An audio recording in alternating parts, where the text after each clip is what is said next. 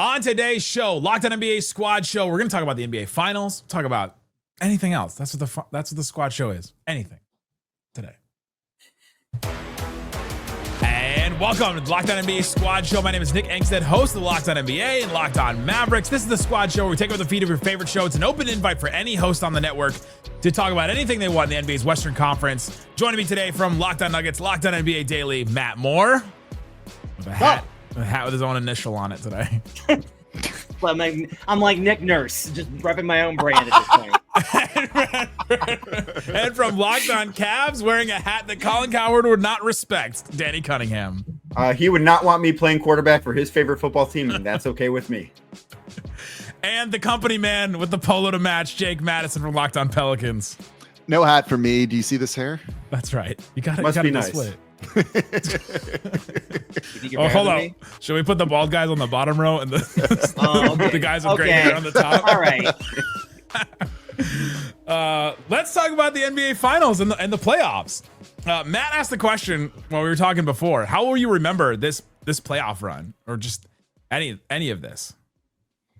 And I think for me, I'm gonna remember. I think probably the Pacers' run. I think is actually going to be more memorable, even though I think the Thunder are going to win the title. Like, you're going to remember them stealing the game versus the Bucks, like Tyrese getting downhill and scoring on Giannis, and the then, Knicks and the Thunder and the every game ripping the heart out of the Cavaliers, and then the Knicks, and then the Knicks again, and just like this thing, and then game one. Like, I feel like that's going to be remembered. And that's one of the things I think we get way too far away from in NBA discourse. It's just like, it's all like, this is what drives me crazy in the conference finals is like the Wolves lose the conference finals and the conversation's like, they gotta do something. This is like, they made the conference finals. They're the top 4 team. That's really good. And so when you have a run that kind of transcends winning the whole thing, that to me is really awesome. Like, I hope Cavs fans genuinely look back at this season and they memory wipe themselves after April 14th, but like everything beforehand was amazing. This is a great season to be a Cavs fan, and there should be more to it. And I think there's been so many moments with this Pacers team. That's what I think I'll remember first. Yeah, now do the Pelicans and Mavs and what we should be so excited for this season too. They can't all be diamonds. They can't all be diamonds. No, you're right though, right? Like it's like Tyrese Haliburton's arrival. If he goes on to actually be the superstar he's looked like, we're gonna remember this playoff run and be like that's when it became a thing. And if this is a guy that starts regularly making all NBA teams, leading the Pacers to success, and shout out a small market team that's going to pay the luxury tax next season like that, we're going to look at him and look at what he changed for that team, that franchise. And whenever he's doing great things, you're going to think back to this finals appearance, probably not finals win. I think it was just all the shots too, right? Like, he had a game-winning shot in the finals. I think I will remember that. I'll think back to that dumb video of Reggie Miller and his family like jumping around in their living room. I'll think back to Reggie Miller calling the Pacers Knicks series. What a weird thing that was. Like, I mean, the Pacers are going to be the memorable thing about this, but I also think that there's a good chance that 2 years from now, we're thinking back, looking at this playoff run and go, man, that was the time to get Oklahoma City. I think that could be something that we think back at, because they were pushed to a game 7 by a Denver team that I think we would probably all agree does not have nearly the same amount of talent and certainly defensive depth that the Thunder do. And they took them to 7 games. And I mean, these things are crazy. And I think we all know this, and a lot can change between now and whoever's playing in the finals next June. But I think there's a chance we're looking at this and saying that was the last chance for 2 or 3 years that somebody had to really take down the Thunder and it wasn't taken advantage of. And now we are in this era where that franchise has been built so well that they're going to be awfully difficult to beat. Do you think that Kuka Hill from Detroit Pistons, from Locked On Pistons? What's the deal? Do you think that the Thunder are just going to be like this dominant squad year over year? Yeah, I think they're probably the most set up team to do so that we've seen in a while. The fact that they're so young, the fact that SGA is as good as he is, and Chet, I feel like Chet's not even close to where he's going to be, and he's really young. J-Dub and him both came in the same class, so they both can get a lot. I think J-Dub can get even better. They have guys that are on contracts as their 8th, 9th, 10th, 11th man that would be the Pistons' 5th, 6th, 7th, and 8th men. So it's like, So it's like, it's not as sad as it would have been last year for you. I mean, it's not. I mean, it really is not too big of a shot at the Pistons as it is more of a like kind of salute to how deep the Thunder are. And I mean, yeah, and especially because like if they could, I mean, I guess this kind of works both ways. I guess I was gonna say the East being so bad, so as long as they make it there, they can just like they can just keep beating on teams in the finals, but they'd have to get through the vaunted West. So I guess it kind of works both ways. But yeah, I think OKC is probably the most well-built team that I can think of for the present and for the future over the last like few years. I don't have specific criticisms of them. They're awesome. They're amazing. I think Sam Presti's been the best executive in the league for 20 years. I think they built this team and like they did everything right. And they're going to win the title, and that's amazing. But we haven't had a repeat champion since 2018, and this CBA comes for us all. And like whether it's injuries or something else, like I'm just a little skeptical of after the Nuggets won the title, the talk here in Denver was like, this is the start of a dynasty. And I was like, slow down just to celebrate the one. Hold on. Are the Thunder doing a huddle in somebody's background and then Matt's background right now? It's not me. Yeah, it's one of my dogs. They're barking. That's why I was muted for a second here. I'll just talk here. I'll drown them out. Like I do worry about their somewhat flexibility in the future, right? Like this is getting way further afield with it, but you know, they have everyone under contract. They have 2 first-round picks. That sounds like a good problem to have, but you have to figure out the roster management for a while. And while, yeah, maybe they have like a 2-3 year window of really like winning every title, even if you don't get repeat champions as much anymore. That's, as Matt said, the CBA is going to come for you. Guys are going to get paid. They're going to have to lose good players. And then it's really going to come down to, did you develop those other young guys to take those players' places? That's easier said than done, I think. Also, what's up with the Topic guy? Isn't he like the next? They have guys in the wings. Like that's crazy. where I wanted to go. Like they have some, but because you're right, the CBA is going to come for them the same way that it is going to come for the Boston Celtics this summer, the same way that it's going to come for the Cavs next summer, the summer after that, the same way that it's going to come for all of these expensive teams. But the advantage that the Thunder have over all of those teams are the amount of draft picks they have. I mean, you bring up Nikola Topic. Guy has not played an NBA game yet. We have no idea what he's going to be. And it's a little irresponsible to say, oh, he's going to be the next Thunder star. But Matt, you bring up that Sam Presti's been better than everybody at this for the next 20 years. If you're going to have faith, and I don't think that this is some 2 timelines thing the way the Warriors tried, but if you're going to have faith in an executive to get things right over and over and over again, because all he's done with this era of the Thunder has been get things right over and over and over again. Like this is the organization I think could do it. Hold on. Does the 2 timelines thing not work? So that's to make a joke, man. Is that like, that's like not a thing that works for NBA teams? I think part of this too is Kendrick Perkins had a rare salient comment this week. And what he said was that Katie told him. Submitted that out loud. I did. It was painful. Real words said by Matt Moore. I feel dead inside. Perkins said that in 2012, Katie walked out and was like, "We're losing James, man." And Perkins was like, "Nah, Sam will give him the extension." It's like, it's not about that. And like, there's some other stuff that happened that summer that someone should write a book about. But the reality is that James wanted his own team. And me personally, I know that like Jalen Williams has not been great in these playoffs and hasn't been like out of this world. I think Jalen Williams is legitimately going to be a superstar. Like I see all the pieces there for him to be able to get there and do that. And I think eventually Jalen Williams is going to be like in that spot of like, hey, so like winning is great, but also I would like a shoe deal. Like I would like say that about Jaylen Brown too, though. Yeah, and that's a good point. But I'm also like, I'm still kind of waiting on Jaylen Brown to get tired of his situation. Yeah, true. The same thing happened with Brunson. He's going to have his own team next year. Yeah. The Thunder got 2 years to like make this decision, right? Because their extensions, the extensions for Chet and J-Dub won't kick in for 2 years from now. So we could be looking at like 3 seasons worth, right, of them taking advantage worth. And if they take advantage of it all completely for 3 seasons, is that not already fulfilling what the question of, are they going to run off like, you know, a great run?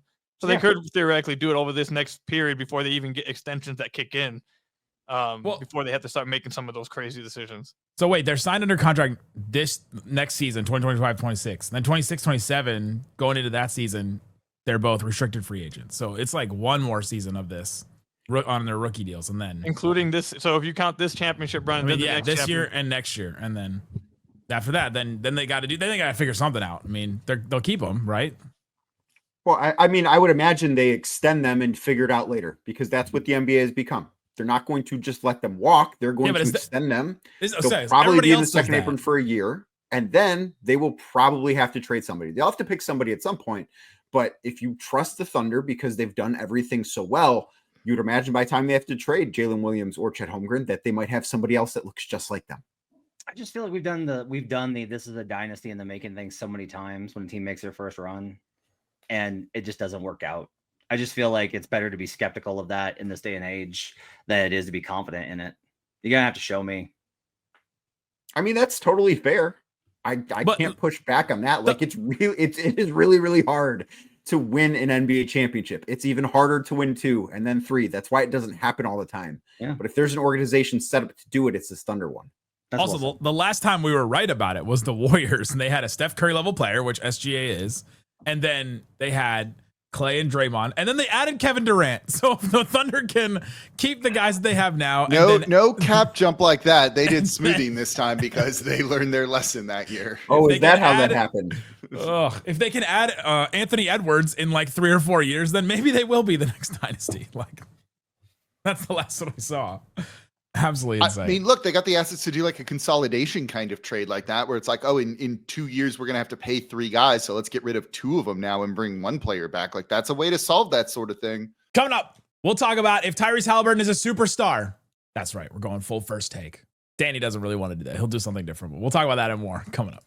Locked On NBA Squad Show. Today's episode of the Locked On NBA Squad Show is brought to you by DoorDash. Go check out DoorDash and use it because you'll want to watch all these games. You're going to want to hang out. You're going to want to not have to go and pick up something.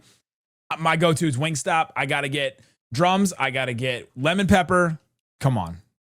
What else do you need? You could also get a special deal with DoorDash if there's a deal called They Swoosh, You Score. Anytime a player drops 50 or more in a playoff game, Dash Pass members score a free 3-piece crispy tenders combo from Wingstop the very next day. Just place an order of $20 or more. Use the code WINGSTOP50. That's the numbers 50, Wingstop50 at checkout. The combo is yours. Go check it out. You can do all kinds of stuff with DoorDash as well. And so unlock all their different kind of exclusive deals all season long. When any player scores 50 points or more in a playoff game, Dash Pass members can grab that free 3-piece crispy tenders combo from Wingstop the very next day with a $20 or more order and the code WINGSTOP50. That's Dash Pass, your door to more savings, more flavor, and more ways to win. Terms apply. Where have you guys landed on the Tyrese Haliburton, is he a superstar? Dumb conversation yet? That's a loaded question. Dumb conversation. Yeah, where do you land on this? Throw this piece of dumb meat on the floor. This is what the Squad Show is for. We talk about dumb things, and you can say they're dumb or not. Do you guys think here's a different conversation that relates to that? Do you guys think that we're like should be the host? No, I for promise. Giannis? No. Just do you guys think that we are too like stingy on who we call a superstar and who we don't call a superstar? Like I think we're too feel lenient. as if that is a thing that is gatekept that doesn't need to be.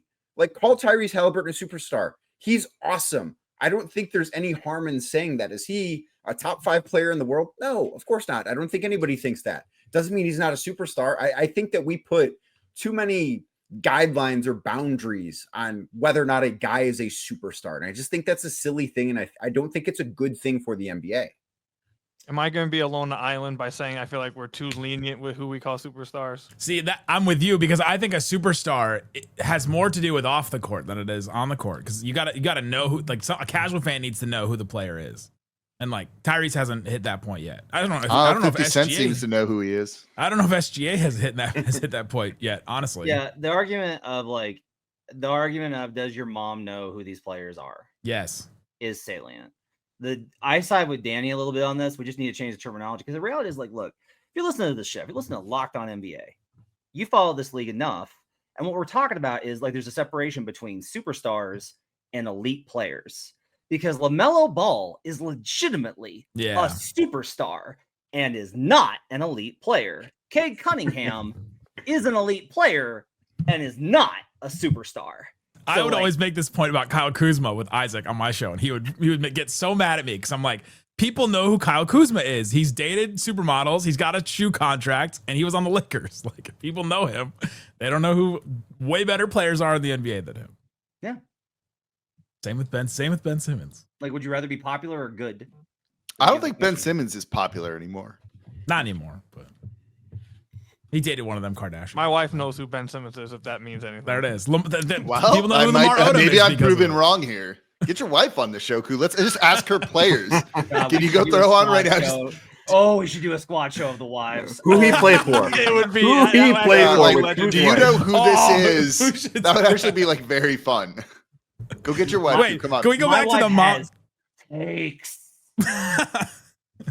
I bet she does. Can we go back to the conversation about Matt saying who our moms would know? Yeah. My mom would know everybody because she listens to my show every day. Do you guys, your guys' mom Aw. listen Why to do your you show? have such a supportive mom? That's so I'm sweet. glad you have a good support group, Nick. How'd she feel about the Luka trade? She was very sad with me. She called me the next day. We talked all about it. How about Don Nelson calling out Luka in his Chuck Daly Lifetime Achievement Award? Did you guys see that clip the other day? No, what did he do? So Don Nelson is sitting there accepting the Chuck Daly Lifetime Achievement Award for coaching. Rick Carlisle is sitting right next to him, and he starts talking about how he. Hold on, I think I have the clip right here. Let me pull it up. He starts talking about how he hates the Luka trade so much, and he's wearing Luka. Here, I got it. And Luka, too, my dear friend.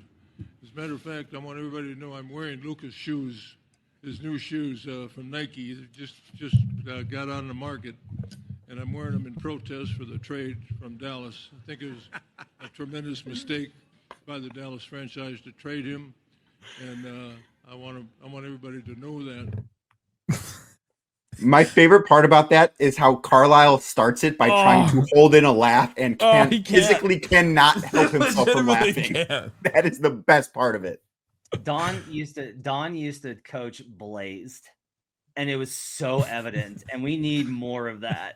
Like, get me out now. of Joe Mazzulla world and get me back to Don Nelson. How do we know roasted Missoula and- is not? He watches The Town like 10 times a week. There's no way that guy Fair is point. watching that movie sober. Fair Like, point. come Fair on. point. I kind of This like all it. started from asking if Tyrese Haliburton is a superstar. That's what We're the not squad talking show is about- all about, That's the Coons. whole point This is here. much better than having a serious conversation. About That's it. the whole point. That's what this is all about. Rick Carlisle laughing is legitimately hilarious. And it's also two So former Mavs coaches that left because Cuban did something that they didn't like and then went to like go spite them afterwards, basically. Absolutely insane. Could you want Miles Turner? Do I want Miles Turner? Yeah. Yes. Okay. It's not happening though, but yeah. I I was mean, gonna say, they're just going to pay him. yeah. Seems but, like they're I mean, just gonna pay him. there's a price limit. I mean, the Pistons can't create the cap to get to him anyway, so it's like they would have to trade into like Brooklyn's cap space with some, and then take nothing back just to get up to the 30 million that he's going to eventually want. Yeah, the I mean, number. you could do a If sign and trade. you want to beat the number, you got to get to 40. Yeah, see, no. Are the It's a Brooklyn Nets lot of gonna, money for Miles Turner. are the Brooklyn Nets going to be the first team in history to have a bidding war for their cap space? Yes. Could be amazing. Might be. Could be terrific. Like I've listened to, I'm the channel manager. I listen to many Locked On shows, and we've all talked about Brooklyn's cap space at some point. Talking There's about like they're like the only one that can facilitate only- deals when you need to dump salary, pretty much. the only one. Oh, we did an entire segment last night that was like, if you want to take a reach on guys that are in their first 3 years, that might be like I was calling them a Gray Swan event on Locked On Nuggets. And it was guys like Jalen Wilson, and Noah Clowney and those type of guys. Like, Denver doesn't want to trade into their cap space. Denver is just legitimately like, no, your guys are better than the bench on Denver. We would legitimately take the Nets as rotation players. Danny, are you sad about just generally everything? Sounds like you guys are likely to lose at least one of Ty Jerome, Sam Merrill, and then Darius with the toe injury. The great toe. The great toe. The great toe. Which everybody is amazed that is actually the medical term for your big toe. Your great toe. Which I find to be hilarious. I think that makes it, and I don't think the Cavs were ever going to actually trade Darius Garland. Like, available, sure, but I think it was a pretty high asking price, and I don't think it was one anyone was going to meet. And I think this makes it more likely he's back on the Cavs, and I think it's like 90% chance he's back in Cleveland next year. I do think that one of Ty Jerome or Sam Merrill is going to be gone. I would guess that the bench is going to be remade. Like, I would expect Isaac Okoro to be somebody that gets traded this year because he makes $11 million and he's their 10th or 11th guy. I think Dean Wade's time probably over in Cleveland. I think they need to change something. I don't think that they can just run it back as is. One of the big things that I've been talking about is that, like, we need to stop calling it a core four in Cleveland. Jared Allen is not a core piece. Cores are not 4 people big. They're like 2 or 3 guys at most. I would look into moving him if I'm the Cavs. Like, I just think that you need to change something up. It's not going to be Mitchell or Mobley, and I don't think it should be Garland either. How much do you hate? Like, did you hate Indiana before this playoff run? No, I think the style of basketball they play is awesome. Like, I think they're a very fun watch. I love that they're unique. And I know that there was a big conversation last year when Boston won the title. It's like, oh, now everybody's just going to shoot 1,000,000 threes, right? Like, that is going to be how the NBA goes. And the Pacers shoot threes, but they play a style of basketball that nobody else plays in the NBA. I think that's really cool. I thought it was really cool when the Cavs got good again back in, this would have been 21-22 when they made the play-in, and they played with 3 bigs on the floor because they had Mobley and Allen and they had Lauri Markkanen before Donovan Mitchell got here. I like uniqueness, and I think that the Pacers bring that. Like, I think it's a really cool team. Like, I was surprised the Cavs couldn't beat them, and I think the injuries, certainly with how bad Darius's foot actually was, that he needed surgery 4 weeks after the fact, does do some of that explaining. But I think Indy's a really fun team to watch play. Well, that was not what I wanted at all. I was hoping you wanted me to still be mad, even though it's June 9th and I'm already back from my postseason vacation. Danny, do you hate any team you played? So many teams. They have made Knicks fans hate them now. Bucks fans hate them now. So, like, I kind of love this. Do Cavs fans hate them? Or I think Cavs fans kind of are mad at the Cavs more than they're mad at the Pacers, because, like, you look at the Cavs in that series. They were, I don't remember exactly what the pre-series line was on FanDuel, but I believe it was over -500 from the win that series. Ooh. All 5 games they played, the Cavs were favored. I don't think that Cavs fans look at this as I mean, some of them think like the Pacers just have some devil magic, which can't say that's necessarily wrong. Like, I think that's a common sense between the Bucks, the Cavs, the Knicks, and maybe even the Thunder fans after game 1. But I think of this as the Cavs are more mad at the Cavs that they squandered this opportunity, as opposed to being mad that the Pacers beat them. I have not gotten the sense that there's ill will towards the Pacers from Cavs fans. I think there's more ill will towards the Cavs right now. Coming up, it gets weird, but a lot more fun. We talk about how the most we've ever been mad at our teams, the most fun we've ever had watching and following our teams. Stay tuned with us. Locked On NBA Squad Show continues. Today's episode of Locked On NBA Squad Show is brought to you by Monarch Money. Check out Monarch Money because it helps you to manage your finances, figure out where everything is going. I can connect all kinds of different accounts. I connected my mortgage. I connected my student loans. I connected investments, 401k, and credit cards, savings account, every little thing you have where there's money moving around in different spots. Monarch Money can combine all that, but it's not just a budgeting app. It's a complete financial command center. You can track all your accounts, investments, and spending all in one place. You can stop managing your money and start building wealth. Go check it out and see how it can affect your life. They have also surprising insights when you want to put, like, I want to eventually buy a house. I want to do this. You put that in there. It'll give you steps looking at your finances to say, all right, this is what you need to do next in order to get to those things. Thought that was pretty helpful as well. Take control of your finances with Monarch Money. Use the code LOCKEDONNBA at monarchmoney.com for 50% off your first year. That's monarchmoney.com. Code LOCKEDONNBA for half off your first year. Jake, what's the most mad you've ever been at the Pelicans? Nick, you don't need to answer this. I know. I don't even know what the most mad Nick's been at. There's like a lot at of the Pelicans. Yeah. Oh, he was like, that's what I thought you were asking him. When they put that dumb purple court on, I couldn't. Were you weren't here for that one? It was the next game, right? You missed that one. Yeah. You had a purple drink in New Orleans. Not a purple. I had multiple that day. It's a pretty fun. 2 is a lot. I'd have to think on that one. Let me come back to that in a minute. But there's been quite a few of those moments in my 15 years covering the team. Some of them are just kind of what's the most mad you've been at your team? Koo. Yeah, that's a good one. Are we joking right now? No. Like, This is what the squad show is. I can go like 5 deep if we really want here. Like, Let's rank them. Let's do Letterman style. go Ready? 5 Number 5. How about coming into the season last year, not making many changes, saying that would be the year, and then having the worst record in franchise history. There it is. And then tying the most losses in a row and breaking the record for most losses in a row in a single season. That's one. How about signing Josh Smith and allowing him to take 200 long twos a game back in 2014? That was a We tough can one. go. What's another one? I thought, was it the Charlie V, Ben Gordon? Oh yeah, we can What go was- Ben Gordon and Charlie V getting $200 million just to not play. That's another one. We can go trading Chauncey Billups after making the conference finals 6 straight years, trading for AI, and then continuing to have the worst 16 years of the franchise's history after it. Oof. I mean, can we go more recent? I mean, hiring Troy Weaver. That right there is just enough. Really, man. I mean, I tried telling you, man. I actually referenced you on my show today talking about that with Bryson Graham leaving to go to Atlanta, and Bryson Graham's good at his job, and it's basically Troy Weaver is replacing him, and it was like, love it. Well, get ready That's for sarcasm. I don't actually love it. Let Get me ready be for a clear trade here. for James Wiseman and Sadiq Bey, and you guys.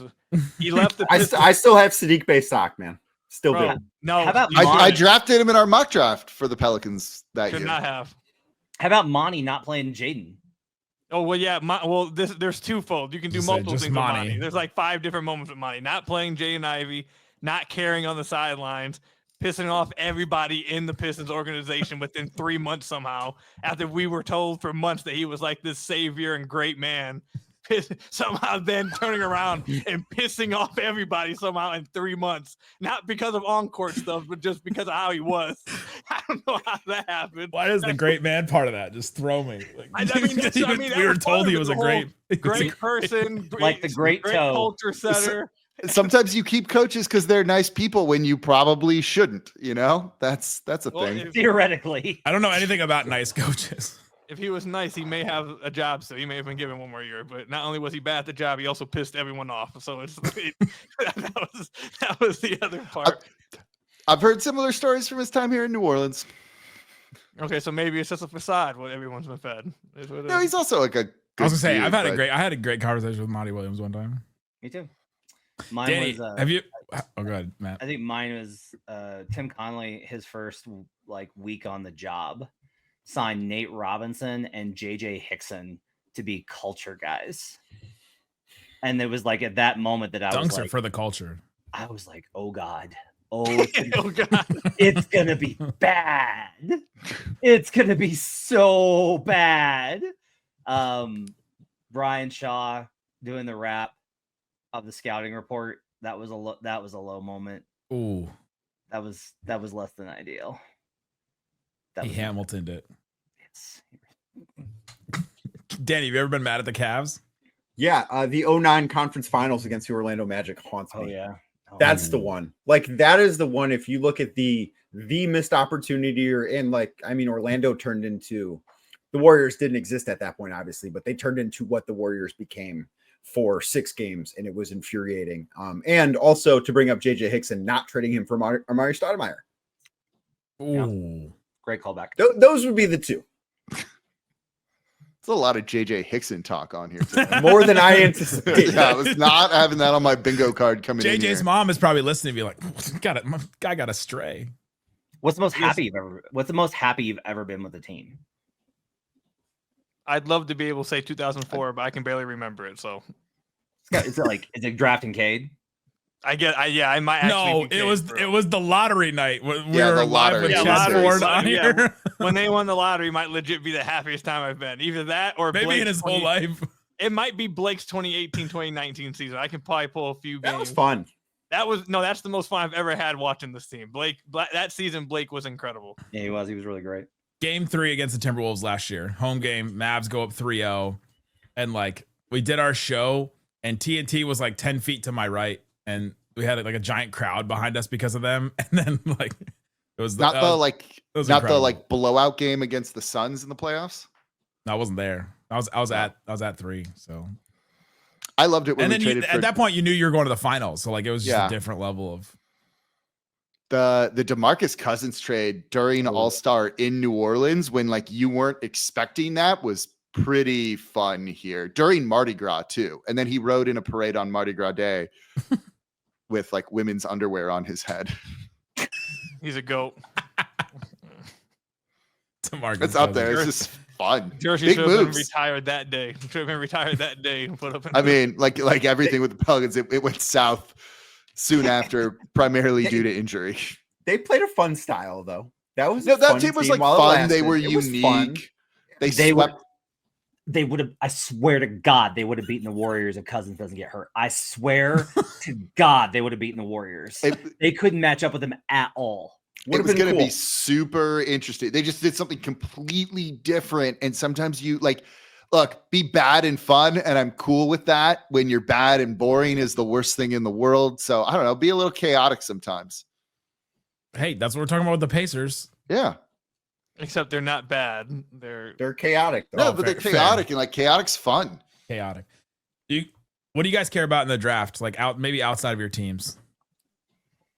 I really don't know what I do not know where Ace Bailey's going, and he might just go. He might go 2. He might go 3. The Sixers might just be like screw it, best player available. I'm taking him at 3. A team might trade up and take him at 3, which would be like a very bold move to take the guy that nobody really is like super high on. If he gets to 4, Charlotte's gonna be like, I don't wanna. If he goes to 5, Utah might take him, but I don't think he's the highest on the board. I think that Fears is higher than him at this point. Like, I think he can backslide. I don't know what happens. I have no idea what happens with Ace Bailey. It is fascinating to me for what him and Malawash are the two guys where I'm like, yeah, I don't know. It could be like a top 5 pick. It could be way closer to 10 or 14. It's crazy. I love that. I love when we don't know, like after 1 or 2, like how the rest of anything is going to go. Because it's not just that, right? Like there seems like there's going to be a ton of trades on draft night or the day before, and that lottery or that whole first round is going to look very, very different when it comes to this. Like Matt, you wrote in your Substack, like this is maybe a year to try and trade down because you might be able to get more for it. So I wonder if you're going to see teams doing that. I might, like it seems very unpredictable. Like the Thunder can't take 2 guys in the first round. Brooklyn has 4 first round picks. Brooklyn is not keeping those 4. No, you can't. In our mock draft though, they traded for 2 more and had 6. Shout out to Adam and Doug who like on their way out just dropped a hey, we took 6 first round picks. They were the Magic Johnson meme. I'm not gonna be I'm interested to see I don't think Philly's going to take that pick. I want to see what Philly does with 3. Yeah. Simmons has talked about the Lauri Markkanen for the 3, which I think made more sense before Austin Ainge got hired for the Jazz, because I do think that Danny actually is pretty high on Ace Bailey. That's just like what stuff I've heard. So that would have made sense, but beyond that, like where does Paul George go? The other thing is a lot of these trades I think have to happen on draft night. Mm-hmm. Like draft night might before be the financial year comes over. Yeah, it might be certifiably insane because a lot of these deals might happen on draft night because they're going to have to use the draft capital as I don't want to say the word lubricant, but a lubricant to get those deals done. You said the word lubricant twice. Yeah, I didn't want to say it, and yet I said it twice. I don't want to say it, but I'm children here. Well, I've always it's called it's a car term. Come on. I've always called the second round picks the lubricant of trades. You just add it, rub a second round pick on it. The Thunder are very slippery. I thought that's what pick protections were for. Oh, come on.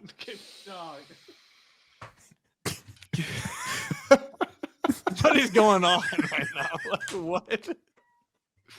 I thought we're not supposed to record the water coolers. That's true. What is happening right now? Did Nick just get fired live on air? I'm actually curious if he's going to edit this out or if it's going to be in there. I guess the audience will have to let us know in the comments down below on YouTube. Igor Demon is another name where I don't know if he's going to go. Like he's pretty divisive, and everything. Like the hype on him is very high, but that might just be agent created. Has Rafael Barlow convinced everyone that Maxime Reynaud should go in the top 10 if you're him? A lot of hype. A lot of hype. I think the main takeaway from this podcast for Pistons fans who are listening, let the JJ Hickson story be be something to learn from. Don't let this hope of the young guy stop you from getting someone who actually is good. I just legit had a power surge. I just had a power surge in my house afterwards. For real? That's what it was. Yeah. No, David Locke found he found my power. He just hit it. He's Just like, out there with a hatchet. That's a drone, of course. Please stop ruining this network. Are you keeping Jason Kidd, Nick? Am I keeping him? Yeah, are you keeping? Like in a closet? Yeah. In a closet. I think the Mavs are going to keep him, but I think this has just all been a leverage play by him. It's like, hey, I'm 1 foot out the door. You guys Would Jason Kidd do that?